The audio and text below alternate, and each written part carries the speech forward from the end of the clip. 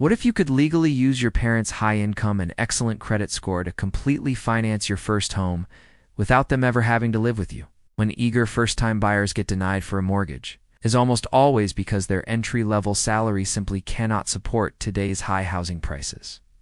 Instead of waiting 5 more years to get promoted at work, you can utilize a powerful loan feature known as a non-occupant co-borrower to instantly supercharge your purchasing power.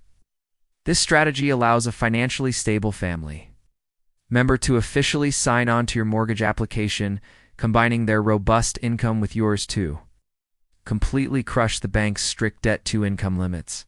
The absolute best part is that your co-borrower does not have to occupy the property, meaning you get to enjoy your brand new home with complete privacy. Once your personal career advances and your individual salary increases, you can easily refinance the mortgage entirely into your own name and release your family member from the loan.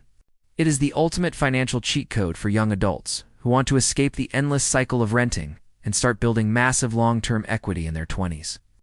Let's break down the exact conventional and FHA loan guidelines so you know exactly how to pitch this incredible wealth-building teamwork strategy to your parents tonight.